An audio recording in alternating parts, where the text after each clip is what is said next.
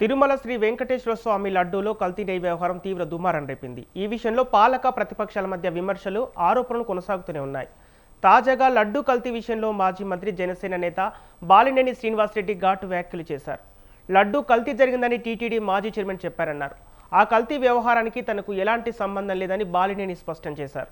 హిందువుల మనోభావాలతో అడ్డుకుంటున్న వారు తగిన మూల్యం చెల్లించక తప్పదని హెచ్చరిస్తున్నారు. తప్పు చేసిన వారిని ఎవరిని వెంకటేశ్వర స్వామి వదిలిపెట్టారని అన్నారు. ఈ విషయం ఇంతటితో ఆపేస్తే మంచిదని బాలినేని హితవు పలికారు.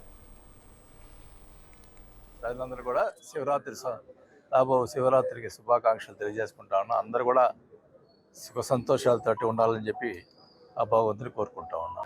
అది టైం వచ్చినప్పుడు వస్తుంది అంతే. అది జిల్లాలకి ఎవరు నేనేమి అడగలేదు అబ్బా, ఏం లేదు. అది పవన్ కళ్యాణ్ గారి అది ఇష్టం, అంతవరకే. ఇప్పుడు ఒకటైతే చెప్తున్నా,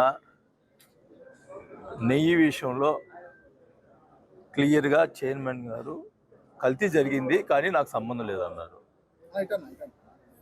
ఎవరైనా కానీ ఇంకా వెంకటేశ్వర స్వామి మనోభావాల్ని దెబ్బతీస్తూ ఉన్నారు. గూగుల్ దాని గురించి చేసి భక్తులు అందరూ కూడా బాధపడతా ఉన్నారు. ఇంకా దాని విషయం వదిలేయండి. ఆ వెంకటేశ్వర స్వామి చూసుకుంటాడు. ఎవరు తప్పు చేశారా